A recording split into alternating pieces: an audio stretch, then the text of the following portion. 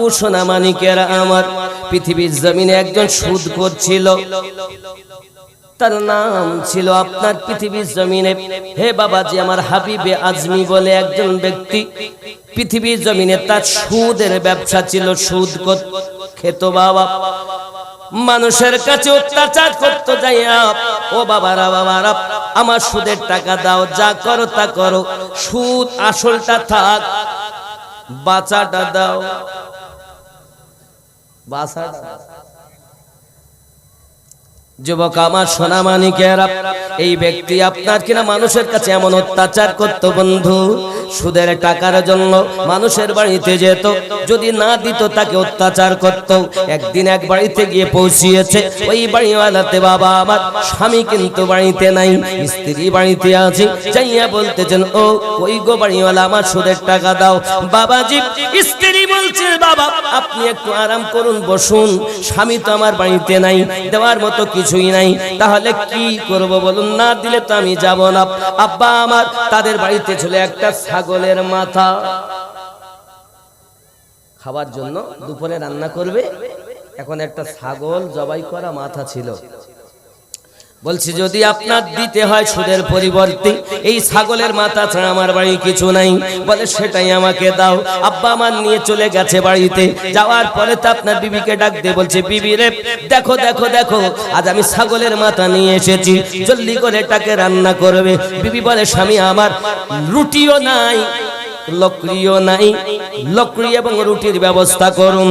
সঙ্গে সঙ্গে হাবিবে আজমি করলো কি, আর এক বাড়িতে আপনার কিনা চলে গিয়েছে, সুদের টাকা পাবে বাবা, তাদের বাড়ি থেকে লকড়ি এবং রুটি আপনার জোগাড় করে নিয়ে এসেছেন, আটা জোগাড় করে নিয়ে এসেছেন। বিবিকে বলে, রুটি বানাও। হে বাবাজি আমার, রুটি বানিয়েছে, লকড়ি দিয়ে আপনার আগুন ধরিয়ে রুটি বানিয়েছে, গোস্ত দিয়ে আপনার রুটি খাবে। যুবক আমার মনের ভিতর বড় আনন্দ, রুটি দিয়ে ছাগলের মাথা, গোস্ত।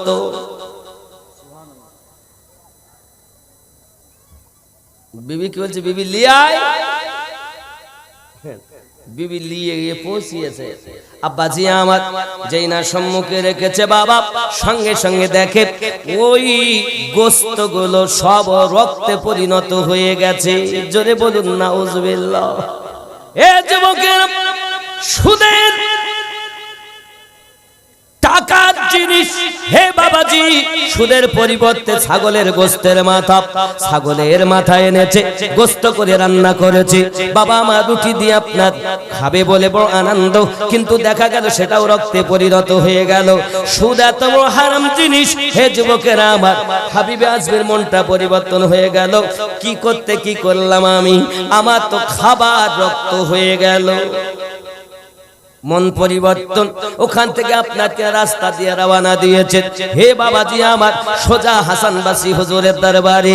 আব্বা আমার হাসানবাসী কে, আমার নবী পাকের স্ত্রী আম্মা সালমা রাদিয়াল্লাহু তাআলা আনহার স্তন পান করেছিলেন যিনি, হাসান বসরি হলেন তিনি।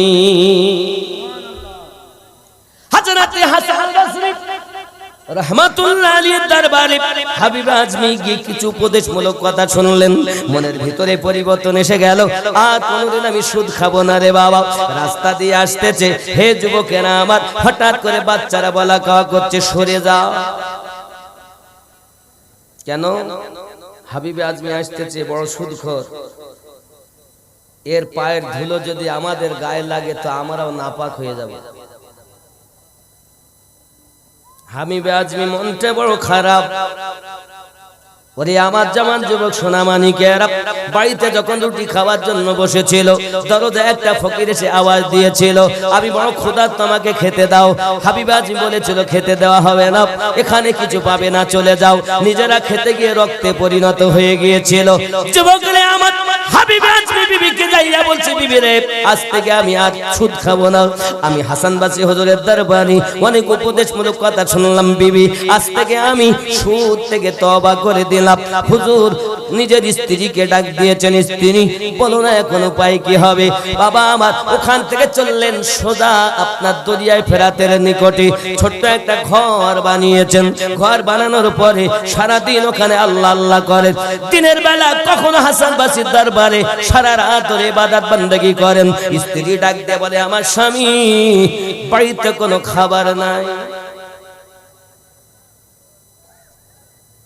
চিন্তার কারণ নাই।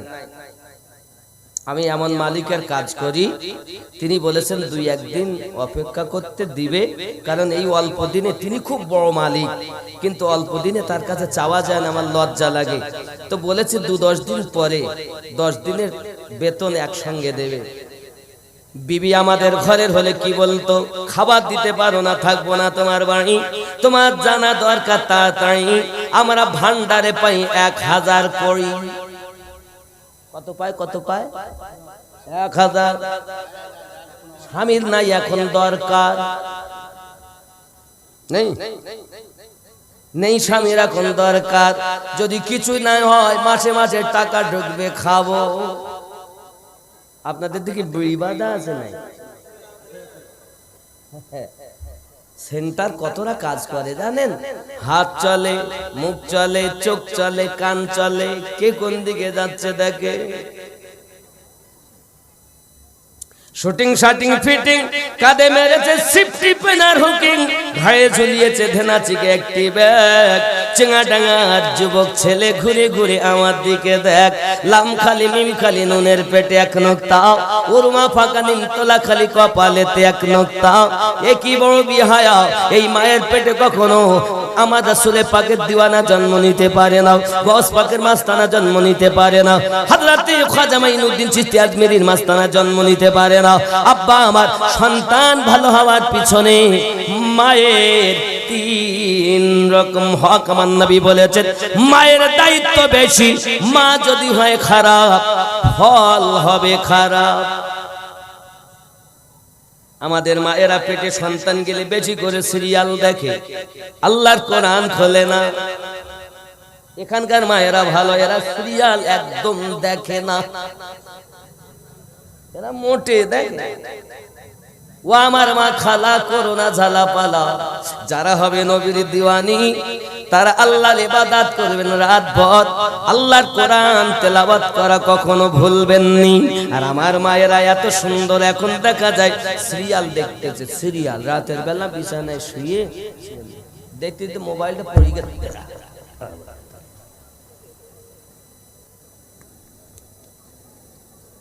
আল্লাহ পাক বলছেন, আমি চোখ দিয়েছি, চোখ দিয়ে দেখে না।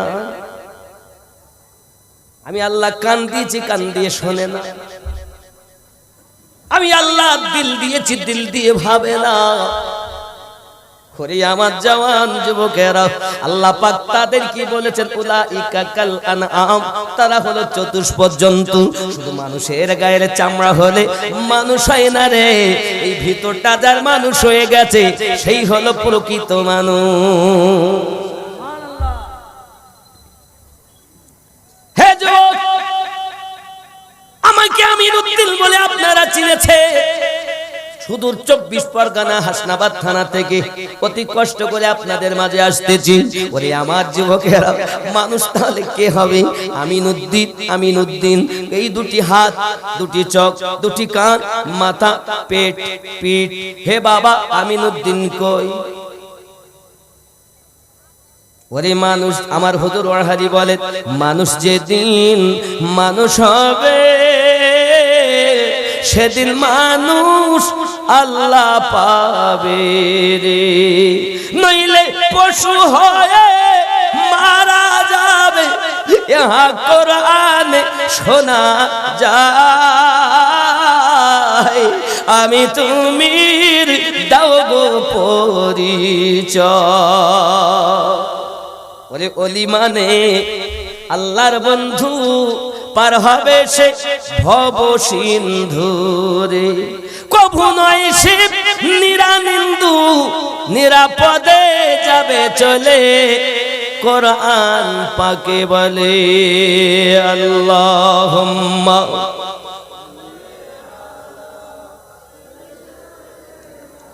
মাওলা মুহাম্মদ ওয়া আলা আলি সাইয়্যিদিনা।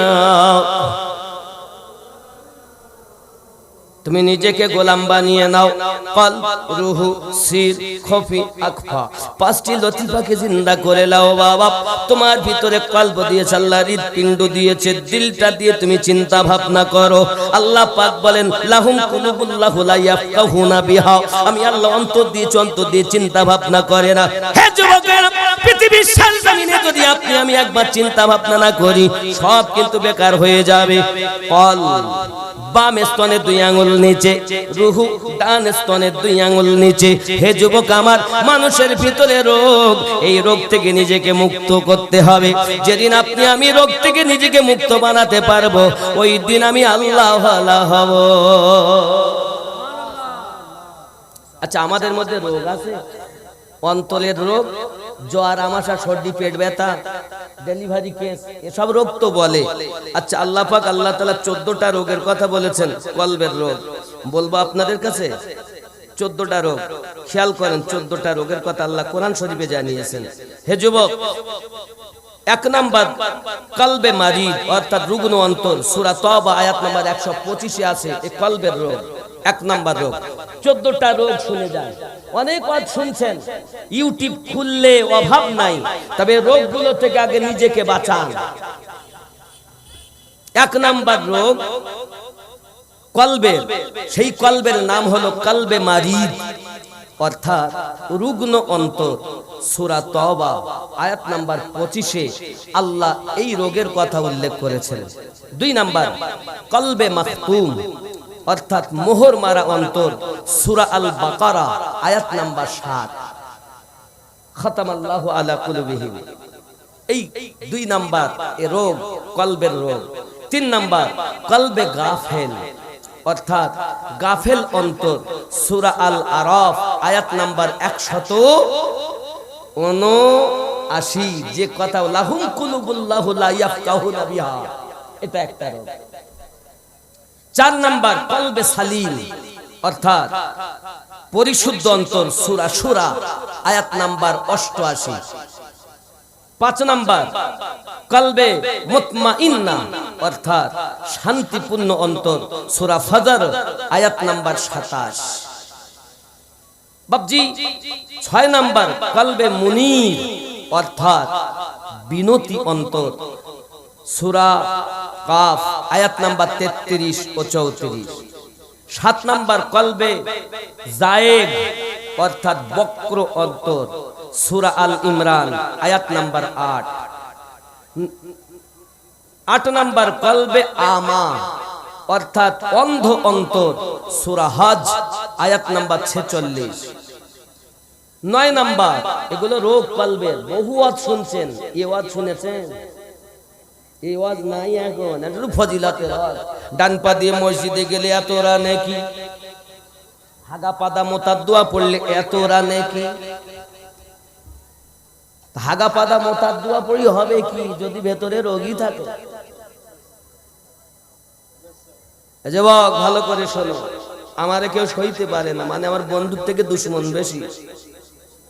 9 নাম্বার কলবে খাস, অর্থাৎ বিনয়ী অন্তর। সূরা হজ আয়াত নাম্বার 54।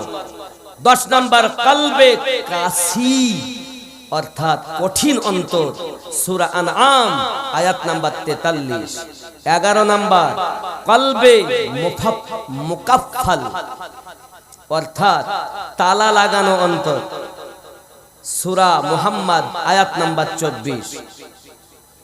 12 নাম্বার কলবে মাসনুন, অর্থাৎ পর্দা পড়া অন্তর। সূরা আনআম আয়াত নাম্বার 25। 13 নাম্বার গালিজুল কল, অর্থাৎ কঠোর অন্তর। সূরা ইউনুস আয়াত নাম্বার 88। 14 নাম্বার কলবে মারিন, অর্থাৎ জং ধরা অন্তর। সূরা মুতাফফিফিন আয়াত নাম্বার 13। এতটা রোগ এই অন্তরে। সকালবেলা যদি কেউ গোনা করে, সাবুদানা মতো একটি দাগ পড়ে যায়, আব্বা আমার সকালবেলা গোনা করেছি, ফেরেশতা 2 কাঁধে 2টি আছে, আছে না নাই? দুই কাঁধে দুটি ফেরেশতা, একজন ভালো লেখে আর একজন খারাপ লেখে। এখন ভালো লেখেছে বলে ভাই দাঁড়া, কেন রে? সকালবেলা ভুল করেছে, হতেও পারে জোহরের সময় নামাজ কালাম পড়বে, তওবা করবে, তখন আর তোর লিখতে হবে না। আল্লাহর বান্দা জোহর হয়ে গেল, নামাজ পড়লো না, তওবা করলো না, কি করব বলে দাঁড়াও একটু, আসর হতে পারে, আসরে যাইয়া বেটা গেল না, নামাজও পড়লো না, তওবাও করলো না। যুবক আমার বলছে কি হবে বলে দাঁড়াও, অপেক্ষা কর, মাগরিব যেতে পারে, সারাদিন হয়তো ডালে ডালে চলে গেল, মাগরিব হতে পারে, তওবা করলে লিখতে হবে না। মাগরিবেও গেল না, কি হবে বলে লিখিস না, একটু পরে লিখবি, দাঁড়া। এসা যদি পড়ে, ও বাবা চলে গেছে চায়ের দোকানে চা খেতে, চা খেয়ে আড্ডা ঠোকে, ক্যারাম বোর্ড খেলে, তাস খেলে, কত কি করে। বাবা আমার রাত 10টা বেজে গেছে, বলছে লিখবো, দাঁড়া হতে পারে বাড়ি গিয়ে করবে। এবার আপনার কিনা রাত 10টার সময় বাড়ি গিয়েছে, এসে বলছে দরজাটা খোল, খুলেছে, হাত মুখ ধুইলো, ধুইয়ে এসে বলছে দে দুটো গিলি। গরুর মতন খেয়েছে, মশির মতো পড়ে গেছে, মোবাইলটা হাতে। ফেরেশতা বলছে লিখবো, বলছে এখন লিখতে হবে না, দাঁড়া। বলছে উজু করলো না, খেলো দিলো শুলো, তাহলে হতেও তো পারে মোবাইল রেখে ঘুমানোর আগে উজু করে আল্লাহর কাছে ঝুঁকে নিজের পাপ থেকে ক্ষমা চাইতে পারে। আল্লাহর বান্দা মোবাইল টেপে সিনেমা দেখে, ড্যান্স দেখে, হাঙ্গামা দেখে, কত কি দেখে, কি নাই এর মধ্যে? সব আছে না, সব আছে না, ভালো আছে, কালো আছে। আব্বা আমার দেখে, দেখতে দেখতে আপনার ঘুমিয়ে গেছে, বলে দেখি ঘুমাতো, বলছে লিখবো। তো এবার তুমি লেখো। হে বাবাজি, সকালবেলা পাপ করলে সারাদিন তার জন্য অপেক্ষা হয়, কিন্তু চাঙ্গা টাঙ্গায় জালসা হবে, এলাকার মানুষেরা কষ্ট করে জালসা দিয়েছে, নিয়ত করেছেন কালকে হবে জলসা, আমরা যাব জলসাতে। বাবারে এখনো জলসাতে আপনি আসেননি, শুধু ওখান থেকে নিয়ত করেছেন, আপনার নামায় আমলে নেকি লেখা আরম্ভ হয়ে গেল। গুনাহ করলে এসা পর্যন্ত, রাত ঘুমানো পর্যন্ত অপেক্ষা করা হবে, আর নেকি এলে আলাদা নেকি, সুবহানাল্লাহ বললে আলাদা নেকি, জিকির করলে আলাদা নেকি। শুধু আসেননি রে বন্ধু, বাড়িতে নিয়ত করেছেন জালসায় যাব, নেকি লেখা আরম্ভ হয়ে গেল। আব্বারে এখনো যদি আমরা আমার রবকে না চিনি, কবে চিনব? আমার আল্লাহ বলেছেন বান্দা বান্দিরে, পাহাড় পরিমাণ গুনাহ করে ফেলেছিস, আমি আল্লাহর কাছে একবার তওবা কর, আমি তোর জীবনের গুনাহ মাফ করে দেব। তুই যদি আমার হইয়া যাস, আমি আল্লাহ তোর হইয়া যাব। কি করেছেন আপনি সারা জীবন? ছেলে আমার, বিবি আমার, বাচ্চা আমার, জমি আমার, গাড়ি আমার, বাড়ি আমার, সব আমার। আমি কার? আমি কার? কথা কন, আমি কার? আমি আল্লাহর। আল্লাহর যারা হয় তারা কি কখন মিথ্যা বলে? আল্লাহর যারা হয় তারা কি সুদ খায়? হে যুবক, হাবিবে আজমি ইবাদত বندگی করেন দরিয়ায়ে ফেরাতের কাছে, 10 দিন হয়ে গেল। এই করতে করতে হে বাবাজি আমার চিন্তা করেন, সন্ধ্যাবেলা প্রতিদিন যাই, বিবিকে তো কিছুই দিতে পারি না, আজ আমি কেমন করে যাব, কোন একটা বাহানা করব। এমন সময়তে বাড়িতে চলে গেছেন, বাড়িতে যাওয়ার পরে দেখে বিবি কয়েক রকমের রান্না করেছে। ডাক দিয়ে বলছে বিবি রে কোথায় পেলি? সঙ্গে সঙ্গে বলছে স্বামী আপনি জানেন না, আপনি যে মালিকের কাজ করেন, মালিকটা বড় দয়ালু, বড় মেহেরবান। 4টে মানুষ পাঠিয়ে দিয়েছে, একজন 1 বস্তা আটা এনেছে, একজন 2 হাতে করে ঘি আর মধু এনেছে। ওগো আপনি বুঝতে পারলেন না, আর একজন আপনার কিনা এমনি করে আমার জন্য 400 দিরহাম এনেছে। ওরে আমার সোনা মানিকেরা, এমনি করে যখন বলছেন, আরো বলে গেলেন যাওয়ার সময়তে, ওগো হাবিবে আজমির বিবি, বলবেন যে মালিকের কর্ম করতেছে, ওই মালিকের কর্ম যদি বেশি করে করে, আল্লাহ আরো বেশি ওই মালিক তার মজুরি দেবে। এই কথাটা আপনি আপনার স্বামীকে বলে দেবেন। যুবক আমার হাবিবে আজমি বলে, আরে বিবি রে, এটা আমি অন্য কোন মুনিবের কাজ করিনি, এমন মুনিবের কাজ করেছি যে মুনিব আমাকে দুনিয়ায় সৃষ্টি করেছে। জোরে জোরে বলুন সুবহান। হে যুবক, এই দুনিয়ায় আপনি আমি যদি তওবা করে চলতে পারি, এহ জগতে লাভ হবে, পর জগতে লাভ হবে। আপনার আমার নবী মদিনাতুল মুনাওয়ারাতে আমাদের জন্য কেঁদে কেঁদে বুক ভাসিয়ে দিয়েছেন। আব্বা আমার, নবী আমার জন্য কাঁদেন। আমরা যখন গুনাহ করি, হে বাবাজি আমার, সন্তান যদি গুনার কাজ করে, যদি লোকে এসে বলে তোমার ছেলে খুব খারাপ, কষ্ট পাবে আব্বা এবং মা। পাবে না? পাবে না? তোমার ছেলে ভালো না, অমুক মেয়েটার সঙ্গে এই কাজ করেছে, অমুকের জমি এত ফাঁকি দিয়েছে, অমুকের কম দিয়েছে। হে বাবা, কে ব্যথা পাবে? মা পাবে না? কিন্তু আপনি আমি পাপ করলে, আমার নবী আমাদেরকে দেখছেন। ও নূরে মোহাম্মদ রসুল আরবি নায়েবে পরওয়ার, জিবরাইল চুমে যার দরবার। জোরে বলো। আপনাদের আওয়াজ এত কম, আমি বকে বকে আমার গলা যাচ্ছে বসে, বুঝতে পেরেছেন? প্রতিদিন আর মাত্র 3টে জালসা, কাল একটা আর 2টো, আপনাদের 3টে। সুবহানাল্লাহ। এই 2টো হলে এরপরে আমার একটু 15ই ফাল্গুন পর্যন্ত, শনিবারে আমি চলে যাব, একটু নিয়ত আছে ব্যাঙ্গালোর, একটা অন্য মানে ডাক্তারি একটা ব্যাপার আছে, দোয়া করবেন। টিকিট করা প্লেনে কমপ্লিট, চলে যাব। তারপর ইনশাআল্লাহ তাআলা আল্লাহ আবার বাঁচালে, রমজান মাসে প্রোগ্রাম করা হয় না, রোজার পর থেকে আবার অনেক প্রোগ্রাম। আপনাদের কদমে হাত রেখে বলি, বাপ আমার নবীকে চিনুন, আমার নবী আমাদের জন্য কাঁদছেন। নূরে মোহাম্মদ রসুল আরবি নায়েবে পরওয়ার, জিবরাইল চুমে যার দরবার। লাম থেকে হয় লা ইলাহা, আলিফ থেকে হয় আল্লাহ, মিম থেকে হয় নামে মুহাম্মদ, যিনি রাসূলুল্লাহ। শহীদ আজম ইমামে হুসাইন নওয়াসা তাহার, জিবরাইল চুমে যার দরবার। নূরে মুহাম্মদ রসুল আরবি নায়েবে পরওয়ার, জিবরাইল চুমে যার দরবার। জোরে হবে। যার কদম জমিনে পড়িলে দুনিয়ার হয় মিরাজ, রাসূল পাকের জুতা মুবারক আরশে আজিমের তাজ। যার কদম জমিনে পড়িলে দুনিয়ার হয় মিরাজ, রাসূল পাকের জুতা মুবারক আরশে আজিমের তাজ।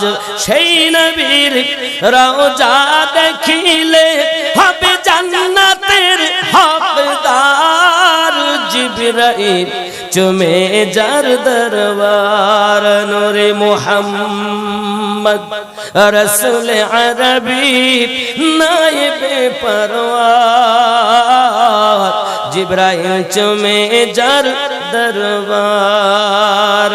আল্লাহুম্মা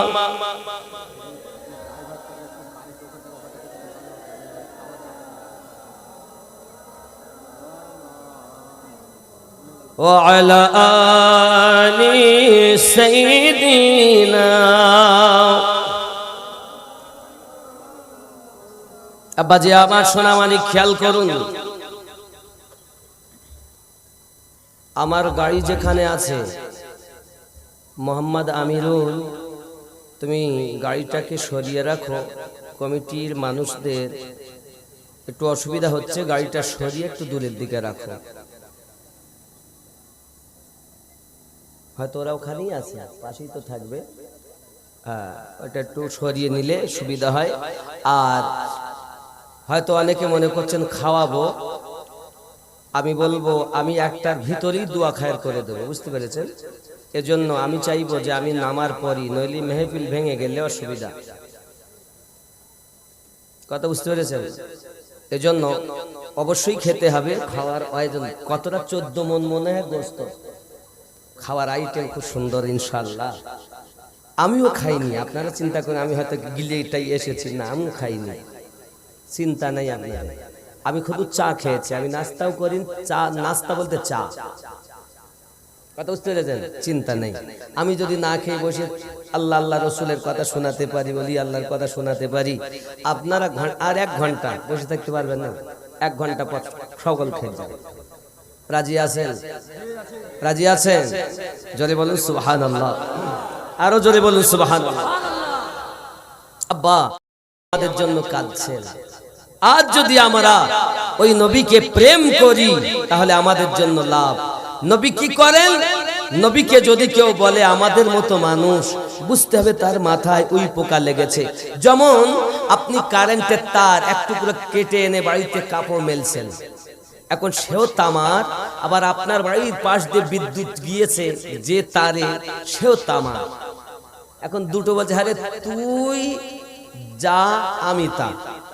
তখন কারেন্ট চলনেওয়ালা বিদ্যুতের তার বলছে খেপা তুই তামার আমি তামার, কিন্তু দেখ আমি ট্রেন চালাতে পারি, টেলিভিশন চালু করতে পারি, আমি বড় বড় ইঞ্জিন চালাতে পারি, আবার আমার থেকেও হাত দিলে কবরস্থান পাঠাতে পারি। বুঝতে পেরেছেন? তুই পারবি? তাহলে না আমি ওটা পারি না। তামার হলেই হবে না, মানুষ হলেই হবে না। নবী হলেন কারেন্টের মানুষ, আল্লাহ নূরের মানুষ। জোরে বলুন, ওই নূর থেকে আপনার ভিতরে যদি নূর আসে তাহলে আপনি জানবেন আপনি প্রকৃত জীবন পেয়েছেন, নইলে বেকার। আমার আল্লাহ আমাদের নবীকে পাওয়ার হাউস বানিয়েছেন, আর আমার নবী যেতে যেতে হযরত আলী কারামাল্লাহু ওয়াজহুল করিমকে আপনার বেলায়েতের তাজদার বানিয়ে গিয়েছেন। আলী কারামাল্লাহু ওয়াজহুল করিম থেকে নিয়ে तमाम দুনিয়ার ওলি আল্লাহর কাছে বেলায়েতের পাওয়ার। জোরে বলুন সুবহানাল্লাহ। হযরত উসমান জিন্নুরাইন আমার নবী পাকের রওজার কাছে গেছেন, যখন তাকে আপনার কিনা সবাই শত্রু হয়ে বয়কট করে দিলেন, তখন উনি রাতের বেলাতে নবী পাকের রওজার কাছে গিয়েছেন। ইয়া রাসূলুল্লাহ সাল্লাল্লাহু আলাইহি ওয়াসাল্লাম, কেউ তো বন্ধু মনে হয় না। আমার নবী বলেন আমার কাছে সাহায্য চাইতে এসেছো? হুজুর না, আমি বড় পিপাসিত। কি হবে? আমার নবী পাক মাজার মুকাদ্দাস থেকে 1 গ্লাস পানি তুলে উসমান জিন্নুরাইনকে দিলেন। উসমান জিন্নুরাইন বলেন আমি পান করলাম। জোরে বলুন। যখন ইয়াজিদের দল 13 দিন ইসলামের ভিতরে আঘাত করে আজান হতে দেয়নি, হে যুবক, বাকায়দা মাজারে মুকাদ্দাসে আজান হয়েছে বা জামাত নামাজ হয়েছে। জোরে বলুন সুবহানাল্লাহ। সূরা ইউনূসে 64 নম্বর আয়াত, এর তাফসীর খুললে দেখা যায় এর আয়াতটা এইরকমই। বিসমিল্লাহির রহমানির রহিম, ওয়ালাউ আন্নাহুম ইযলামু আনফুসাহুম জাউকা ফাস্তাগফিরুল্লাহ ওয়াস্তাগফারা লাহুমুর রাসূল লাওয়াজাদুল্লাহা তাওয়াবার রহিম। আব্বাজি আমার নবী পাককে আল্লাহ পাক জানিয়ে দিয়েছেন, কি বললেন? ওয়ালাউ আন্নাহুম ইযলামু, अगर कोई अपने नफ्स पर जुल्म कर ले, কেউ যদি নিজের নফসের প্রতি জুলুম করে সে যেন আপনার দরবারে চলে যায়। আয় আল্লাহ, নবীর দরবারে গেলে কি হবে? বলছে ফাস্তাগফিরুল্লাহ, আমি আল্লাহর কাছে ক্ষমা ভিক্ষা চাইবে। ওয়াস্তাগফারা লাহুমুর রাসূল, আমার নবী তোমাদের পক্ষ থেকে আমি আল্লাহর কাছে ক্ষমা চাইবে। নবীর দরবারে যাওয়ার কথা আমিনুদ্দিন বলিনি, রব্বুল আলামিন সূরা নিসার 64 নম্বর আয়াতে বলেছে। সুবহানাল্লাহ সুবহানাল্লাহ। আর এরা বলতেছে নবীর রওজায় যাওয়া শিরক। কি বলতেছে? শিরক বলে। এখন যদি কেউ বলে, ওর ব্রেনে বুঝতে হবে এই ইউটিউব দেখে অন্য মৌলবীরা ওর ব্রেন শেষ করেছে। আচ্ছা আপনারা তো সাধারণ মানুষ, বলুন দল হবে কয়টা? 73। জান্নাতে যাবে কটা? একটা। তাহলে 72 দল বেশি না? প্রত্যেক দলে মাওলানা, হাফেজ, কারি, মুফতি, মুহাদ্দিস, যুক্তি, বুদ্ধি সবকিছু আছে, কিন্তু জান্নাতে যাবে একটা। আমি চিন্তা করলাম এত লোক নামাজ পড়ি, রোজা রেখে, কোরআন তেলাওয়াত করি, জাহান্নামে যাবে কে? আব্বাজি আমার একটু বুঝবেন, এই 72 দল সদ্য বেশি পাগড়ি, টুপি, জুব্বা, ডিগ্রি দেখলে হবে না, মোহাব্বত দেখে বিচার করতে হবে। যেমন সহিহ বুখারী কিতাবুল ঈমান হাদিস নাম্বার 15, আনাস বিন মালিক রাদিয়াল্লাহু তাআলা আনহু বলেন, কি লা ইউমিনু আহাদুকুম হাত্তা আকুনা আহাব্বা ইলাইহি মিন ওয়ালিদিহি ওয়া ওয়ালাদিহি। আমার যদি ইউটিউব চালু করেন, হ্যাঁ আপনার ফেসবুকে, ইউটিউবে দেখতে পাবেন, দুটো গজল বলবেন। কি গজল? আপনি যে রকম দুটো বলবেন সবই তো বাজার। আমার দোকানের মাল খারাপ না গো হুজুর, আপনি দুটো বলবেন। কি কি? 0786 0786। আপনার মন থেকে শুনবো। সবাই আমার মাল ভালো, আপনি দুটো বলবেন। আমার দোকানের মাল খারাপ, কেউ কেন বলবেন না হুজুর। বলবো এটা আপনি যদি ছাত্র আছে ওইটা, হ্যাঁ, একটা আপনার মন থেকে শুনবো। আপনি নামাজ পড়েন, না হুজুর, একটু নামাজ পড়েন, বাপ আমার, সোনা আমার, কলজি আমার, কলজি আমার, নামাজ পড়ো আব্বা। হ্যাঁ হ্যাঁ জি জি, জুমার নামাজে যাবেন এবার থেকে, যান ওইটা যান, তাহলে 2-1 ওয়াক্ত করে আরম্ভ করুন। সবই সুবরাতের মুহররম। আল্লাহ হেফাজত করে যান, আল্লাহ হেফাজত করে যান। আব্বা ভালো আছেন সবাই? রাগ করছে? আমি কি বাদ দিয়ে দিব, ছেড়ে দিব? বলবো, দুই কাঁধেতে চেপে আসেন হুসাইন ও হাসান, ধীরে ধীরে চলেন নবী ঈদগাহর ময়দান। জোরে হবে সুবহানাল্লাহ। কার কোলেতে ঈদের নামাজ পড়ব মা জননী, এখনো কি নতুন পোশাক তৈরি মোদের হয়নি। জান্নাত রানী মা ফাতেমা, জান্নাত রানী মা ফাতেমা, করোনা বায়াত, ধীরে ধীরে চলেন নবী ঈদগাহর ময়দান।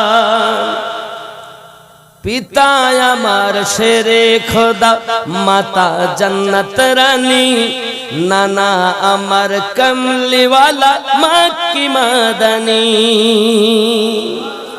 পিতা আমার শেরে খোদা, মাতা জান্নাত রানী, নানা আমার কমলিওয়ালা মক্কি মাদানী।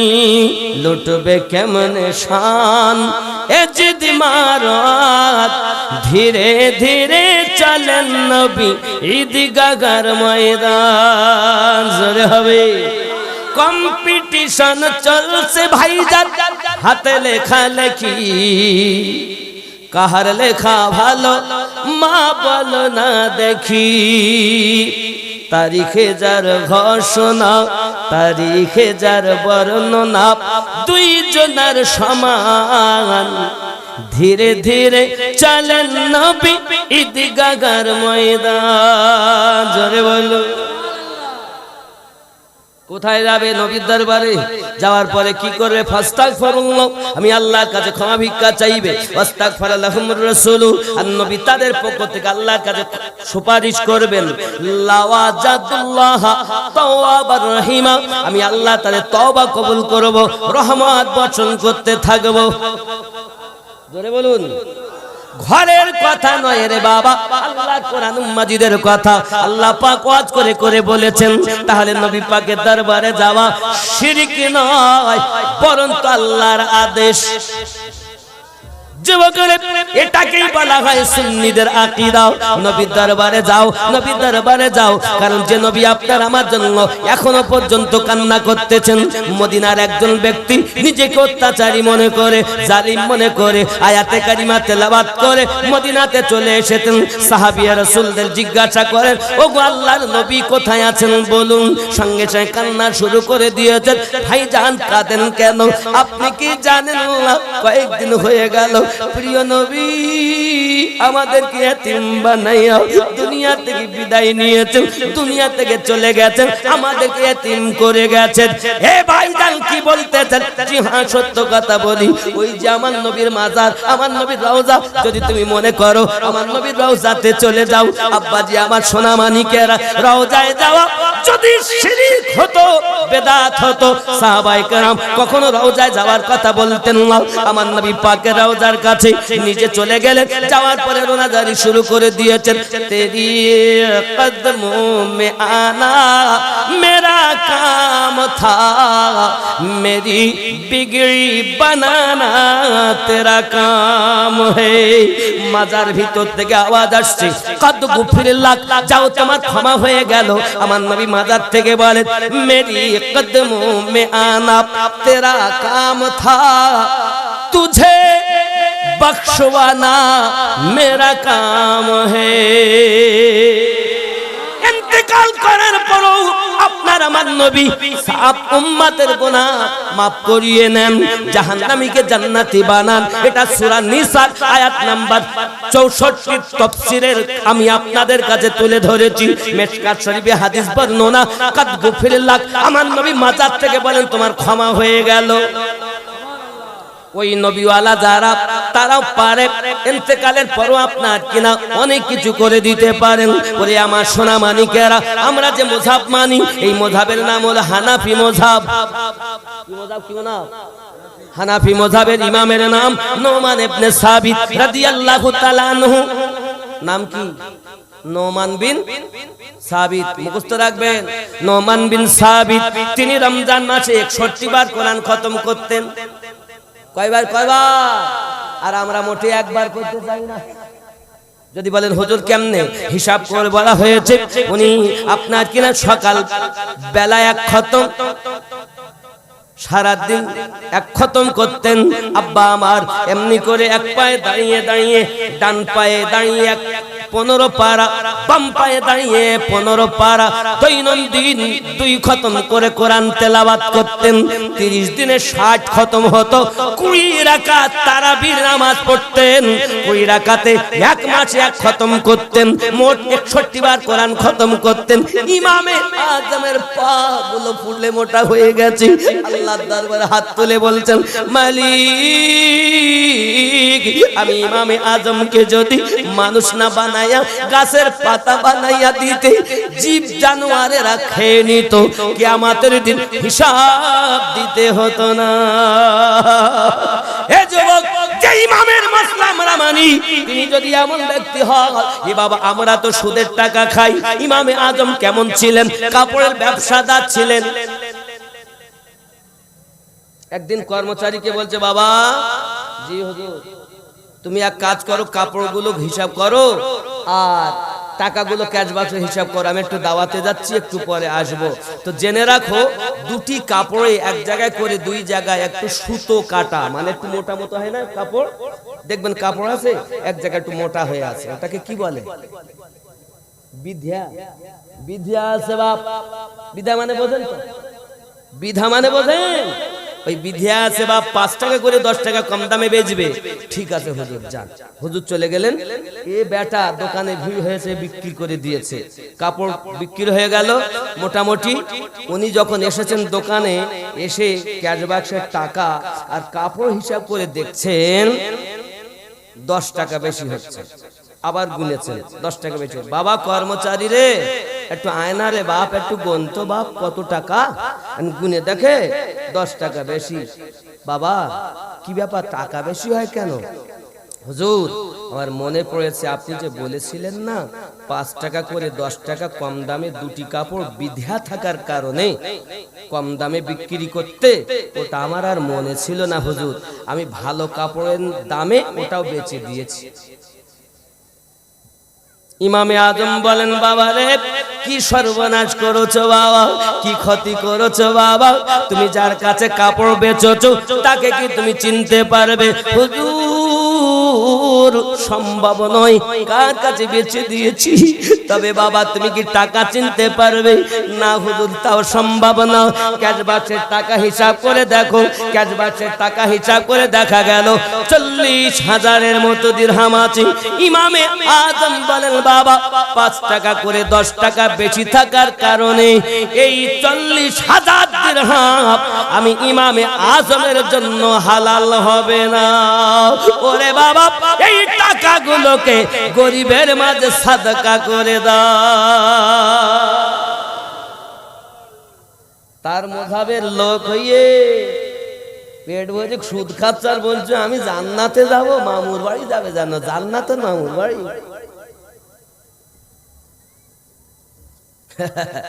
বলি আমিনুদ্দিন কি বলে? আমার জওয়ান যুবক সোনা মানিকের, উনি আপনার 40,000 দিরহাম সাদকা করিয়ে দিলেন। জোরে বলুন। টাকা বেশি কত? 10 টাকা। তাহলে 39,990 টাকা হালালি। 39,990 টাকা হালালি, 10 টাকা বেশি নাকি? এই 10 টাকার জন্য সব কি হবে? ও আমার জওয়ান যুবক সোনা মানিকেরা খেয়াল রাখুন, ইমামে আজম সাদকা করিয়ে দিলেন, সাদকা হয়ে গেল টাকাগুলো। হঠাৎ একটা মানুষ দুটি কাপড় নিয়ে এসেছে। ও জগতের শ্রেষ্ঠ ইমাম এক জায়গায় করে দুই জায়গায় কাপড়ের মধ্যে বিধা থাকার কারণে আমার বিবি কাপড় দুটি পছন্দ করিনি, আপনি কাপড় ফিরিয়ে নেন, আমার টাকা ঘুরিয়ে দেন। বলে বাবা কাপড় পছন্দ না করার কারণ এক জায়গায় করে দুই জায়গায় বিধা থাকার কারণে বিবি কাপড় পছন্দ করলো না। ইমামে আজম এতটুকু কথা শুনে চোখের পানি টপ টপ করে ঝরিয়ে দিয়েছেন। আরে এমন করে কান্না করে। ইমামে আজমের কান্না দেখে ওই ব্যক্তি বলতেছেন, বাবা হুজুর আপনি কাঁদবেন না, আপনি কাঁদবেন না, আপনার কান্না আমার সহ্য হয় না, আপনি জগতের শ্রেষ্ঠ ইমাম, আপনি কাঁদতেছেন কেন? ইমামে আজম বলেন, বাবা রে কি মনে করছো আমি কাঁদি? হুজুর কাঁদবেন না, টাকা দিতে হবে না, কাপড় ফিরাতে হবে না, আপনি দয়া করে কাঁদবেন না। আপনার মতো শ্রেষ্ঠ ইমাম যদি কাঁদে আমার তো সহ্য হয় না। ইমামে আজম বলেন, বাবা তুমি কি মনে করেছো আমি তোমার টাকা ফেরত দেওয়ার জন্য কাঁদি? কাপড় দেখে কাঁদতেছি। হুজুর কাপড় দেখে কান্নার কারণ? বাবা তুমি এই যে বললে এক জায়গায় করে দুই জায়গায় সুতো মোটা ইয়ানি কে বিধা থাকার কারণে কাপড় দুটি বিবি পছন্দ করলো না।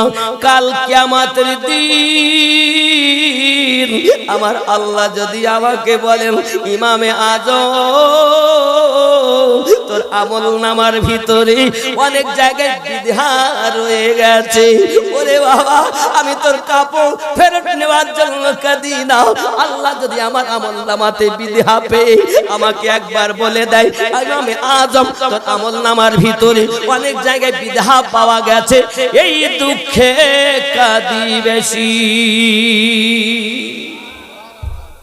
এ যুবক আমরা মাযহাবের ইমামকে মানি বলে দাবি করি, আমাদের অন্তর এখনো ঠিক হয়নি। আব্বাজি আমার জ্বর যদি হয় জ্বরের ডাক্তার আছে, আমাশা যদি হয় ডক্টর রয়েছে, মাথা ব্যথা হলে ডক্টর রয়েছে, অন্তরের যদি রোগ হয় এর জন্য ডক্টর রয়েছে। আব্বাজি আমার আপনার অন্তরের রোগের ডক্টরের নাম আল্লাহর আউলিয়া বান্দা। জোরে বলুন। অন্তরের রোগের ডাক্তার কারা? আল্লাহর ওলি বান্দা যারা। নবী আর ওলিদের গোলাম যারা হয় জান্নাত তাদের তরে অপেক্ষাতে রয়। জোরে বলুন, জান্নাত যাবেন বলছেন না? দেখুন, নবী আর ওলিদের গোলাম যারা হয় জান্নাত তাদের তরে অপেক্ষাতে রয়। তাদের নাহি মরণ হয়, জিন্দা অমর তারা কোরআনেতে কয়। স্বয়ং আল্লাহ তাদের সাথে যেন মিশে রয়, জান্নাত তাদের তরে অপেক্ষাতে রয়। যুবক খেয়াল করেন, কঠিন হাসরের দিনে জান্নাতে যাবেন না নবী উম্মত বিনে। আগো কঠিন দিনে নবী যাবেন না উম্মতকে না নিয়ে, আর সেই উম্মত ঘুমিয়ে কাটাচ্ছে। হাইয়া আলাস সালাহ, লেপের মধ্যে পা ভরি বলে তোরাই মসজিদ চালা, জ্বালাস নে ভোরবেলা। হাইয়া আলাস সালাহ, আমরা নবীর দিওয়ানা, নামাজ পড়তে যাব না। আমরা নবীর দিওয়ানা, দাড়ি রাখতে পারবো না। আমরা ওলির মাস্তানা, মা বাপকে ভাত দিব না। আমরা নবীর দিওয়ানা, সুদ বন্ধ হবে না। আমরা নবীর দিওয়ানা, তাস খেলা বন্ধ হবে না। আসেনি এরা? মায়েরা বলছেন আমরা নবীর দিওয়ানি, সিরিয়াল দেখা বন্ধ হবে নি। আমরা নবীর দিওয়ানি, পর্দায় থাকতে পারবো নি। আমরা নবীর দিওয়ানি, স্বামীর খেদমত হবে নি। এখানকার মায়েরা ভালো, এরা সব করে টরে না, খুব ভালো। নামাজও পড়ে, রোজাও রাখে, যেহেতু ওলি আল্লাহর ভালোবাসেন। আর এই গ্রামটা আমাকে বলছিলেন বাবাজি, একদিন বলছিলেন প্রায় 1300-1400 ভোটার আছে, বহুত বড়। আমাদের সভাপতি সাহেব ইনি দাওয়াত দিতে গিয়েলেন, আরো একজন গিয়েলেন আমাকে। তো যাই হোক, আল্লাহ আনিয়েছেন। আমি আপনার কদমে হাত রেখে বলবো, আব্বা এই জীবনটা আমাদের 60-70 বছরের, কোটি কোটি বছরের বাজার আমরা করতে এসেছি। কোটি কোটি বছরের বাজার করতে এসেছি আব্বা। বয়স কত? 60-70। সরকারি আওতায় তো 60। এই 60 বছরের বয়সে কোটি কোটি বছরের বাজার, ঘুম হবে কেমনে? হাসবো কখন? আমার নবী বলেন, দুনিয়ায় যদি বেশি করে কাঁদতে পারো তাহলে তুমি কবরে হাসতে পারবে, হাসরে হাসতে পারবে। আর দুনিয়ায় যদি তুমি হাসো, কবরে তোমাকে কাঁদতে হবে। হায় হায় বাবা, আমার নবী পাক সাল্লাল্লাহু আলাইহি ওয়াসাল্লাম আমাদের জন্য কাঁদেন, আজও কাঁদতেছেন। আমার নবী, আপনার নবীর প্রেমিক যারা, এহ জগতে লাভ, তাদের পর জগতে লাভ। তারা নবী ছাড়া কিছু বোঝে না, নবী ছাড়া কিছু জানে না। হি আমার জওয়ান যুবক, আমার নবী পাক সাল্লাল্লাহু আলাইহি ওয়াসাল্লামের ওয়াফাদারের সম্মান অনেক। নবী তো দূর, আমার নবী পাকের চেহারা মোবারকা সুন্দর, আমার নবী পাকের থুতু মোবারকা সুন্দর। আমার হাত নবীর হাত এক হবে কতক্ষণ? আমার হাত যদি এরকম আঙুল দেখাই, এই মৌলভী আমিনউদ্দিন এত বারবার আঙুল দেখাইও না, আঙুল নামিয়ে কথা কও। কবে না? কইবে না? বলবে কি না? যদি বারবার আঙুল দেখাই, আঙুল নামিয়ে কথা বল। আমিনউদ্দিন আঙুল তুললে রাগ হবে, আর আমাদের নবী পাক উংলি মোবারকা উঠালে চন্দ্র দুভাগ হবে। কোথায় আমিনউদ্দিনের আঙুল আর কোথায় রাহমাতুল লিল আলামিনের আঙুল? জোরে বলে। আমি যদি হাত তুলি লাভ নাই, রাহমাতুল লিল আলামিন যদি হাত তোলেন ডুবন্ত সূর্য পুনরায় আসে।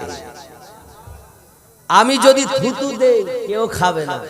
মনে করেন আপনাদের 14 মন বসে, আমি আমিনউদ্দিন 24 পর্যন্ত আইছি, তাই তো হুজুর আপনি এইছেন যখন, এত ভালো হুজুর, ইন্টারন্যাশনাল বক্তা বলে সবাই। আমি বাবা আমার পীরের দরবারে কুত্তার থেকে খারাপ বাপ। আপনারা বলেন তাই, আমার কিছু যোগ্যতা নেই বাবা, আমি বাঁশের বাঁশি বাজাই তাই বাজি। এখন আমারে আপনারা ভালোবেসে বলে হুজুর একটুখানি দোয়া করি দেন দিন, এত তো গোস্তের পাতলাটা তোলো, সরা তুলেছেন আর আমি যাইয়া এক খাবলা থুতু গোস্ততে দিছি। কথা বুঝেছেন? আচ্ছা আপনারা যদি শোনেন যে আমিনুদ্দিন থুতু দিল তো খাবেন? খাবেন না। কেন বলেন? ওই কেউ খায় না। আর আমার নবী পাক যদি থুতু মোবারকা দেন, জাবের রাদিয়াল্লাহু তাআলা বাড়ি গিয়েছেন, আমার নবী পাক গোস্ততে থুতু মোবারকা দিয়েছেন। সাহাবী রাসূল আমার নবী পাকের থুতু মোবারকা দেখা খাওয়ার, অল্প ছোট বকরির গোস্ত 1000-এর বেশি সাহাবী গোস্ত খাচ্ছেন তো ফুরাচ্ছে না। অল্প আটাতে নবী থুতু মোবারকা দিলেন, তা আটাতে বরকত, গোস্ততে বরকত। আমিনুদ্দিন দিলে খাবে না, রাহমাতুল লিল আলামিন দিলে ফুরাবে না। আমিনুদ্দিনের থুতু আর রাহমাতুল লিল আলামিনের থুতু মোবারক। এই নাক দিয়ে আমরা কি বার করি? পোটা। আপনারা কি বলেন? পোটা তো পোটা বলেন, নাকের পোটা নাকি? একদম বাংলা ভাষা নাকের পোটা। আচ্ছা বলুন, বিবি যতই ভালোবাসুক, যদি বলা হয় লে লেতে আমার আমিনুদ্দিন আমার বিবিকে, আমি আমার স্ত্রীকে বলছি আমিনুদ্দিনের পোটাটা লে দিন, লে দিন হাতে করে দে। ছি ছি ছি, আমার সঙ্গে তোমার বিয়ে হয়েছে, বাপ দিয়েছে বলে তোমার পোটাও কি আমাকে হাতে দিতে হবে? বলবে কি না? আবার ওই বউ ছাড়া ঘুম আসে না। শোনা তুই আমার জান, বউ ছাড়া ঘুম আসে না। সে বউ আপনার থুতু লেয় না, নাকের পোটা লেয় না। আর আমার আপনার নবী যখন উযু বানাচ্ছেন, নাক থেকে পোটা মোবারক আমরা বার করি পোটা, আর আপনার আমার নবী পাকের নাক মোবারকা থেকে বার হচ্ছে নূর। সাহাবী রাসূল হাতে করে নিচ্ছেন আমার নবী পাকের থুতু মোবারকা, আমার নবী পাকের পোটা মোবারকা হাতে করে নিয়ে নিজের চেহারাতে মলেছেন। কালো সাহাবী নবী পাকের নাকের পোটা মোবারকার বরকতে আল্লাহ তার চেহারাতে নূর দিয়ে দিয়েছে। কোথায় রাহমাতুল লিল আলামিন আর কোথায় আমিনুদ্দিন? এজন্য আমিনুদ্দিনের পোটা আর আমার নবী পাকের পোটা মোবারক। তুমি কার ওয়াজ শুনেছো বাবা? আরে নবী তিনি যার উপরে আল্লাহ দরুদ পড়তেছেন। আর তুমি কার ওয়াজ শুনেছো? শুনি এখন তুমি ওয়াহাবি হয়ে গেছো, বলতে দরুদ পড়া বেদা, কিয়াম করা শিরক, দোয়া করা শিরক, ফরজের পর দোয়া নাই। শবে বরাতের রাতে মসজিদে ইবাদত করা থেকে বেশ্যাখানায় গিয়ে মহিলাদের কাছে থাকা অনেক ভালো। জোরে বলুন না আউযুবিল্লাহ। এই রকম মৌলবি আছে না? আছে না? আমরা মৌলবি, এই আমরাই সমাজটাকে নষ্ট করে ফেলেছি। আমরা লেকচারাররা সাধারণ মানুষ না, এরা তো ভালো মাটির মানুষ। আমি তো মনে করি আমার থেকে এরা ভালো। এরা বোঝে না, আমরা যেভাবে বুঝিয়েছে সেইভাবে বুঝেছে। আমি হাত ধরে বলি, পায়ে ধরে বলি, যুবক আমরা এমন নবীর উম্মত যে নবীর থুতু মোবারক, যে রাসূলে পাকের নাকের পোটা নূর, যে রাসূলে পাকের পেশাব নূর, যে রাসূলে পাকের পায়খানা মোবারক নূর, রাসূলে পাকের মাথা চুল মোবারকা থেকে কদম মোবারকা পর্যন্ত নূর হি নূর। আমার নবী তো দূরের কথা, আমার নবী পাকের কদম মোবারকার নিচের মাটির বরকত বলছি। বলবো জোরে বলুন সুবহানাল্লাহ, আরো জোরে। জামানা দিওয়ানা ও গো মামিনা, তোমার লালের নাই তুলনা, মাগো তোমার লালের নাই তুলনা। জোরে হবে। মেঘে মাথায় ছায়া করে, রোদ না লাগে গায়, গরম মরু পায়ের তলায় শীতল হয়ে যায়।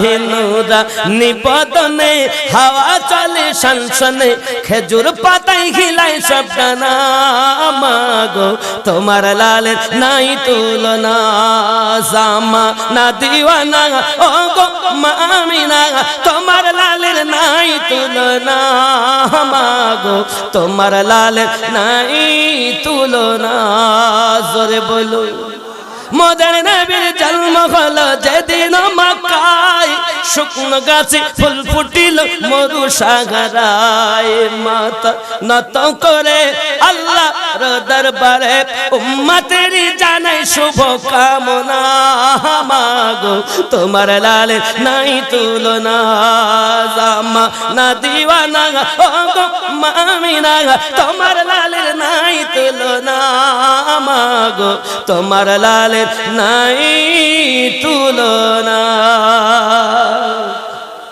মিরাজ রাতে আপন কাছে আল্লাহ ডেকেছিল জোরে জোরে বলো মিরাজ রাতে আপন কাছে আল্লাহ ডেকেছিল ভেদের কথা বলল তার গোপন যত ছিল কারেন্টের সাওয়ারি বোরাক হয় তার গাড়ি কারেন্টের সাওয়ারি বোরাক হয় তার গাড়ি আর সে আজম জাহর হিলে না মাগো তোমার লালের নাই তুলনা জোরে বলো আব্বাজি আমার নবীকে মারবে বলে আবু জাহেলের বোনের আশা আবু লাহাবের আশা আবু লাহাব আমার নবীর বেই আবু লাহাবের স্ত্রী উম্মে জামিল আমার নবীর বিন ভালো করে বোঝেন ভালো করে নবী পাকের মেয়ে আম্মা রোকায়া ভালো করে বোঝেন হযরত জাইনাবকে বিবাহ দিয়েছিলেন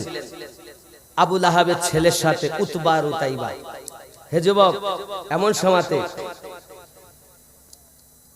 এই জাইনাব আর রোকায়া এই জন্য বেঈবিন হয়েছিলেন ভালো করে বুঝবেন উম্মে জামিল নবীর শত্রু প্রতিমধ্যে কাটা বিছায় আমি চোখে দেখে এসেছি এলাকা আব্বাজি আমার সোনা মানিক হিংসা মনে নবীজিকে মারার জন্য তার উদ্যত হয়েছে বাবা ওরে আমার সোনা মানিকেরা বাবা এমন সময় একটা মিটিং করেছে ওই মিটিং এর ভিতরে একজন উঠে দাঁড়িয়ে গেছে নবীজিকে আঘাত করব নবীজিকে আপনার কিনা মারব আব্বা আমার যে এই কথা বলেছে সঙ্গে সঙ্গে তার চোখে বেদনা শুরু হয়ে গেছে যন্ত্রণা শুরু হয়ে গেছে বাবা আমার সোনা মানিকেরা সঙ্গে সঙ্গে ডাক দিয়ে বলে আবু লাহাব নবীকে মারতে যাব কিন্তু চোখে তো আমার বেদনা একটু কবিরাজ করি বেদনা দূর হলে তারপরে যাব আব্বাজি আমার বাড়িতে চলে গিয়েছে মেয়ে তার ডাক দিয়ে বলতেছে আব্বু কি হয়েছে আপনার বলছে আমার চোখে বেদনা শুরু হয়েছে কেন মা কেন বাবা বলছে মা রে আমার তুমি জানো আবু লাহাব মিটিং ডেকেছে ওই মিটিং এ হাজির হয়েছি নবীকে মারব বলে উদ্যত হয়েছি আমার চোখে বেদনা শুরু হয়েছে উপায় কি এমন সময় বলছেন বাবা তাহলে কবিরাজ ডাকুন ডাক্তার কবিরাজ যত করা হয় তত যেন আরো বেদনা বেশি হয় রোগ আরো ভালো হয় চোখের যন্ত্রণা বেশি হে বাবাজি শুধু চোখ ডলে কি হবে চোখ ডলে কি হবে আস্তে আস্তে চোখ ফুলে গেল বাবা চোখ ফুলে গেল রাতের ঘুম হারাম হয়ে গেছে খাওয়া তো বন্ধ হয়ে গেছে আমার নবী পাক কদম মোবারক আর ধুলো মোবারক আর পাওয়ার বলবো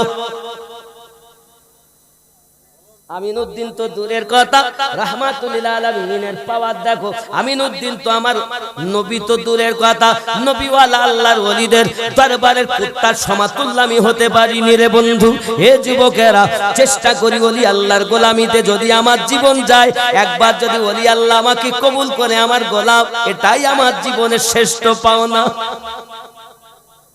একটু দরুদ আল্লাহুম্মা सैयदना मोहम्मद वाला आले सैयदना मौलाना मोहम्मद गो चाँद তুমি বলে দাও আমার নবী জি কোথায় বলবো ভাত খাই যাবেন না ভাত খেয়ে দিবে গো ভাত খেয়ে দিবে এখন মেয়ে বলে কবিরাজ দেখাও, কবিরাজ দেখাতে যায়, যত দেখায় তত বেদনা বেশি। আর চোখ ফুলে গেছে, বুঝতে পেরেছেন, ফুলে গেছে, ঘুমাইতেও পারে না, খেতেও পারে না, ছটফট করে। একদিন গেল, 2 দিন গেল, আচ্ছা মেয়ের আব্বাকে বেশি ভালোবাসে না, কথা বলেন? আর ঘরে যদি মেয়ে হয় তো বাপের মুখ বেঁকিয়ে যায়। বেটা হলে আজান দেওয়ার জন্য মৌলবি ডাকে, আর বিটি হলে মুখ একদম হাওড়ার 5 তলা এই হয়নি। আল্লাহর হাবিব বলেন, আল্লাহ যখন বান্দাকে ভালোবাসে তখন তার রুজিতে বরকত দেয়। আল্লাহ যখন আরো বেশি ভালোবাসে তখন তার ঘরে নারী সন্তান দান করে। আপনার ঘরে যদি মেয়ে সন্তান বেশি হয়, দুঃখ লিও না আব্বা, আমি নবীর হাদিস বলছি। আমার রাসূল বলেন, 4টি মেয়ে যার বাড়িতে আছে সেই ব্যক্তি তার আব্বা মা জান্নাতি হবে। সাহাবী রাসূলরা উঠে দাঁড়িয়েছেন, হুজুর যার ঘরে 3 মেয়ে, ও মা ভালো করে শোনো আমার মা বোনেরা, বা আহা আপনারা মায়ের জাত মা, আপনাদের মতো মায়ের গর্ভে আমার গৌসে আজম জন্ম নিয়েছেন, আপনার মতো মায়ের গর্ভে আমার খাজা গরিব নওয়াজ জন্ম নিয়েছেন, আপনার মতো মায়ের গর্ভে আমার সরকারে আলা হযরত জন্ম নিয়েছেন, আপনার মতো মায়ের গর্ভে আমার আলিমউদ্দিন নকশবন্দি হুজুর জন্ম নিয়েছেন, আপনার মতো একটি মায়ের গর্ভে ইমামে রব্বানি মুজাদ্দিদ আল-ফিসানি হুজুর জন্ম নিয়েছেন। হায় আমার মা, তোমরা মায়ের মতো হয়ে চলো মা, নায়িকা হয়ে না মা, শোনো শোনো মা। হযরতে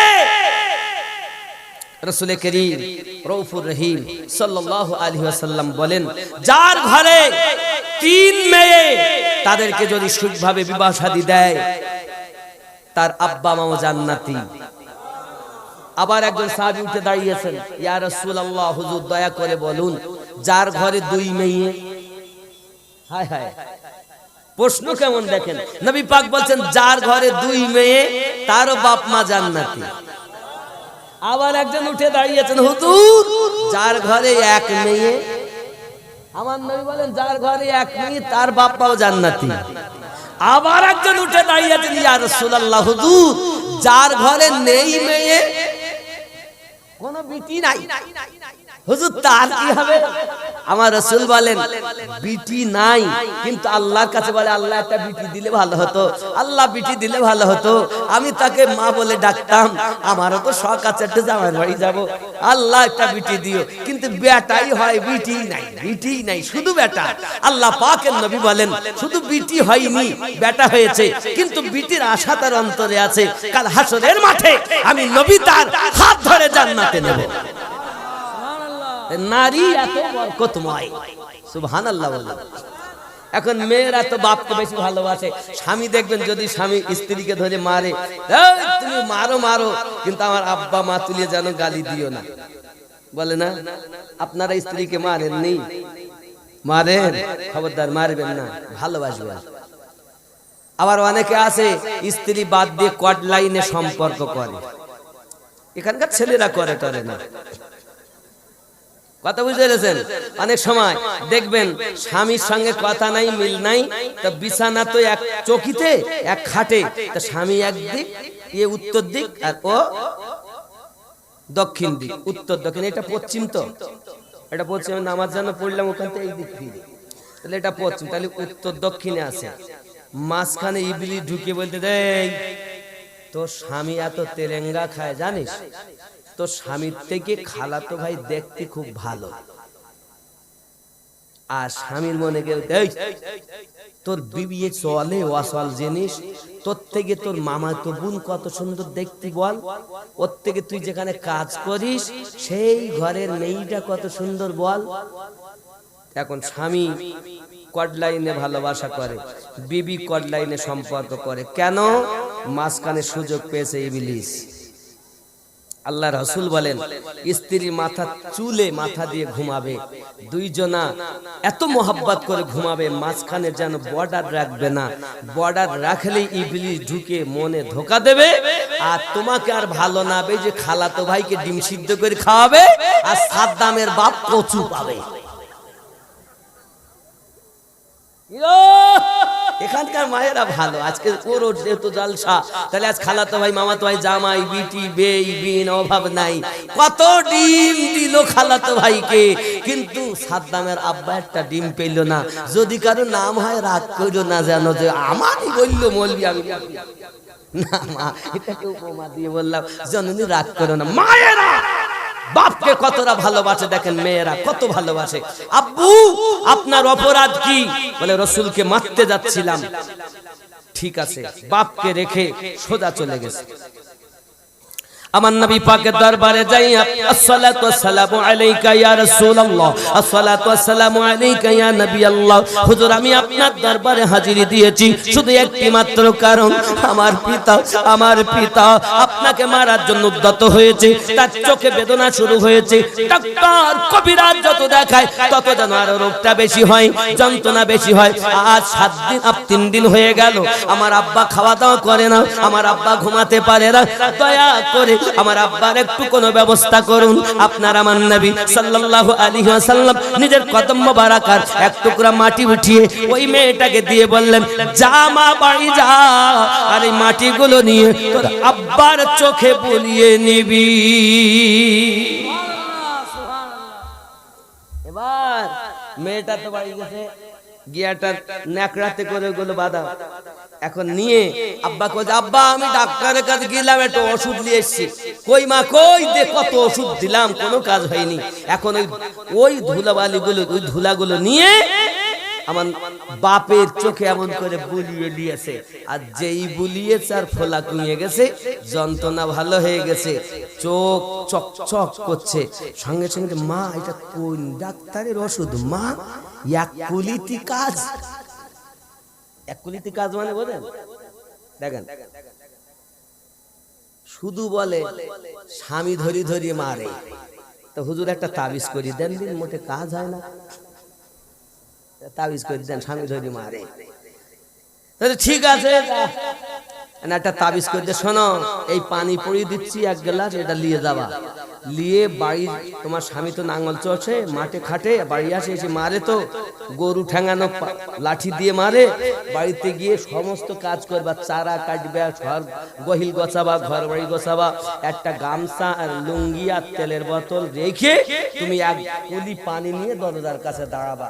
স্বামী যত সময় গোসল না করিয়ে এসে যত সময় ভাত না গালে দেবে, তত সময় যেন তুমি পানি খেলিয়ে মরি যাবা, ফেলি দিলে কাজ হবে না। এইবার ও গেছে, স্বামী আসছে বাড়ি, এখন আসবে মাঠ থেকে, সমস্ত কাজ করে গোলটল গুছিয়ে একদম ঝাড়ঝুড় দিয়ে পরিষ্কার, তেলের বোতল, সাবান, লুঙ্গি, গামছা আর রেখে দিয়েছে। এমন সময় স্বামী এসে দেখতেছে, বাহ বিবি যে আজ কাজ করেছে, যে বাহ, গরুটা বেঁধে এসে দেখ তেলের বোতল পাশেই, তেল ঢেলেছে, গামছা পাশেই, লুঙ্গি পাশে নিয়েছে, গোসল করেছে। এসে দেখে খাবার খোলা, বাবা খাবারটা নিয়ে খেতে বইয়েছে। কাজ হচ্ছে যে, বুঝতে পেরেছেন? এবার বলতেছে, কই কই গেলি, আয় একসাথে খাই। কিরাম ওষুধ,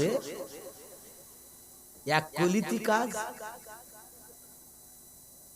মানে বলতেছে না, 1 গাল যত সময় না খাচ্ছে তত সময় তো ফেলতেও পারছে না, পানি গিলতেও পারছে না। না খেলে তো আমি যাবো না, দরজার কাছে চুপ করে দাঁড়িয়ে আছে।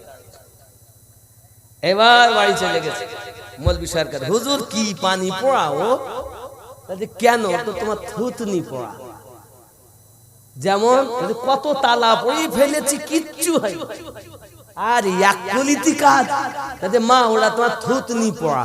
মানে তোমার স্বামী এসে কিছু বললে তুমি মুখ চালাতে, আর তোমার স্বামী লাঠি চালাতে। তুমি যেদিন থেকে মুখ বন্ধ করেছ, স্বামী লাঠি বন্ধ করে দিয়েছে। রাগ করছেন? রাগ করছেন? দেখবেন এরা মুখ একটা বললে 3টে শুনিয়ে দেয়, লাঠি আর বন্ধ। আল্লাহ হেফাজত করুক, জোরে বলি আমিন। আব্বাজি আমার, এমন সময়তে আয় আমার মা, তুমি বলো কোথা থেকে এনেছো, কোন ডাক্তারের ওষুধ? ওগো আমার পিতা, ডাক্তারের নাম শুনতে হবে না, শুধুমাত্র এতটুকু আপনি ভালো হয়েছেন, আমি দেখে বড় খুশি হয়েছি। খাওয়া দাওয়া করুন, আরাম করুন, একটু ঘুমিয়ে যান। নামা নাও, আমি তো এত রোগে ভুগি, 3 দিন ধরে ভুগতেছি, আমার রোগ নির্ণয় হলো না। ডাক্তারকে একবার আমাকে বলো, ডাক্তারের পরিচয় দাও। না, পিতা বলা যাবে না। একদিন গেল, নাম বলে না। দ্বিতীয় দিন গেল, তাও নাম বলে না। প্রতিদিন মা একটু বল না রে মা, কোন ডাক্তার, তার বাড়ি কোথা, নাম কি, আমাদের বিপদ আপদে যাবো তার কাছে। কোন মতেই নাম বলতে চায় না বাবা। বলে আমার সোনা মানিকেরা, নাম যখন বলতে চায় না, এমন করে একদিন তার পিতা বলছে, মা আমার, জানিস তোর মা তো বেঁচে নাই, মানে আমার স্ত্রী নাই, তুই শুধুমাত্র একা। মা একবার বল না রে ওই কবিরাজটাকে, ডক্টরটাকে, যার ওষুধে এমন পাওয়ার। ডাক দিয়ে বলছেন, বাবা আমি নাম আপনাকে বলতে পারি, তবে আপনাকে কসম খাইতে হবে যে নাম শোনার পরে আপনি আমাকে কোনো আঘাত করবেন না, আপনি আমাকে মারবেন না, আপনি আমাকে কষ্ট দেবেন না। আপনি যদি বলেন তাহলে আমি আপনার মত বলতে পারি। বলে হ্যাঁ, আমি কিছু বলবো না, এমনিতে মানবো না, আপনি হবল দেবতার নামে কসম খাইতে হবে, যদি খান তাহলে নাম বলবো। সঙ্গে সঙ্গে আব্বাজি আমার, মেয়েটা বাপকে কসম খাইয়ে নেয়, কারণ মেয়েটা জানে যদি আমার বাপ নাম শুনে আমাকে মারে, আমার মা নাই যে আমাকে ঠেকিয়ে নেবে, আমাকে বাঁচিয়ে নেবে। কারণ যে নবীর শত্রু আমার পিতা, নামটা যদি একবার বলি আমায় যদি মারে, তাহলে তো আমাকে ঠেকানোর লোক নাই। মেয়েটা নাম বলতে চায় না, বাপ নাসর। হে যুবকেরা আমার, হঠাৎ করে কসম যখন খেয়েছি, মা বলো আমি মারবো না, ধরবো না, কিছুই বলবো না, একবার কবিরাজের নাম বলো। সঙ্গে সঙ্গে মেয়েটা বলতেছে, আব্বুজি আবু লাহাবের কথা শুনি যে নবীকে মারতে উদ্যত হয়েছেন, ওই নবী মুহাম্মদুর রাসূলুল্লাহ সাল্লাল্লাহু আলাইহি ওয়াসাল্লামের কদমের নিচের এক মুষ্টি মাটি আমি গিয়েছিলাম নবীর কাছে। আপনার কষ্ট আমার সহ্য হয় না, আপনার বেদনা আমার সহ্য হয় না, আমি যাইয়া বলেছি, ওগো দরুদি নবী গো, আপনাকে মারার জন্য আমার পিতা উদ্যত হয়েছে, যার কারণে চোখে বেদনা, চোখটা ফুলে গেছে। আব্বুজি আপনি আয় আমার দয়াল নবী, আপনি যদি একটু দয়া করেন, একটু যদি দয়া করেন, আমার পিতা হয়তো সুস্থ হতে পারে। আল্লাহর হাবিব কদম মোবারকের নিচে এক মুষ্টি মাটি আমাকে দিয়ে চোখে বুলিয়ে নিতে বলেছে। ওই মাটি এনে আপনার চোখে বুলিয়েছি গো পিতা, ওই মাটির বরকতে আপনার ফোলা চোখ, বেদনাদায়ক চোখ, মাটির বরকতে ভালো হয়েছে। আমিনউদ্দিনের কাজ হবে না, আর রহমাতুল লিল আলামিন দিলে মিস হবে না। ওই নবীকে যদি কি আমাদের মতো বলে তো মিললে যায়। যুবক আমার, সোনা মানিকেরা, এমনি সময় করলো কি জানেন, বাবা আমার বাপ বাঘের মতো ফুলতেছে মারবে বলি, কিন্তু কসম করিস তো, কসম খাওয়া আছে, মারতেও পারে না, মারলে তো কসম ভেঙে যায়, অসুবিধা আছে, কি বুঝলেন? এখন বাপ চিন্তা করে তাহলে করবো কি, এ তো সহ্য হয় না আমার। মানে দেখবেন নদী পার হওয়ার জন্য খুব, আর যেই নদী পার হয়ে যায় তার কি করে, লাই উঠতেছেন কেন, উঠুন ইয়া নবী।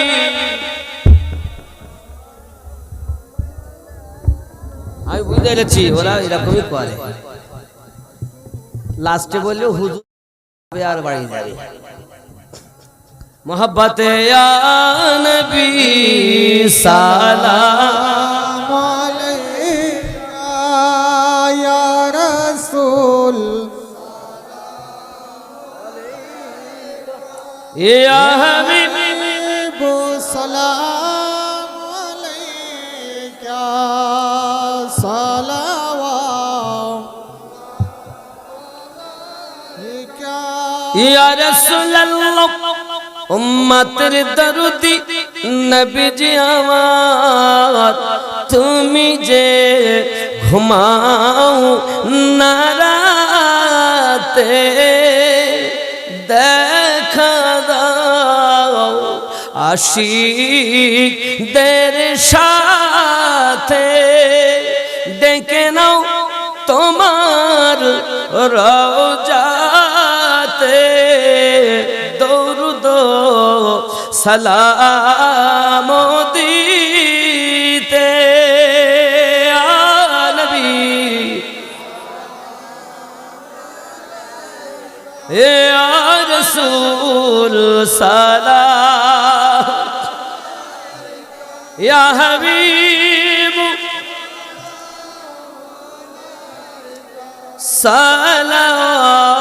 সালাওয়াতুল্লাহ দরদ গো উম্মতের দরদি নবীজি আমার হায়াতুন নবী আসেন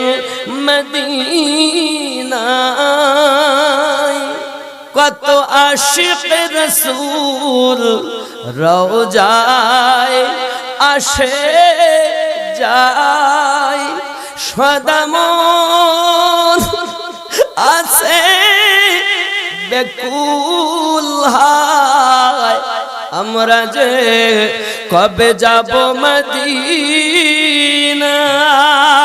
ইয়া নবী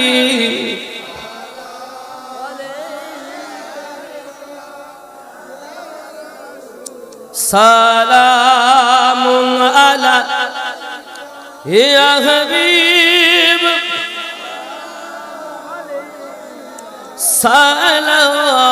সালাওয়াতুল্লাহ ইয়া রাসূলুল্লাহ ইয়া হাবিবাল্লাহ নবীজি মা বাবা হারায়া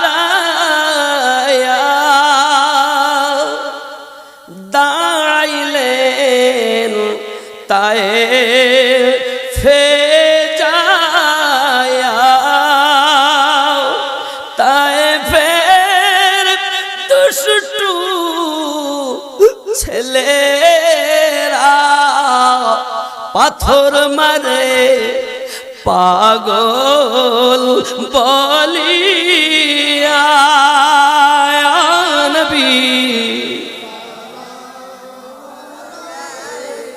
ইয়া রাসূল সালাম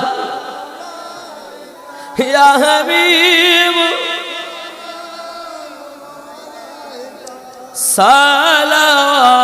সালাওয়াতুল্লাহ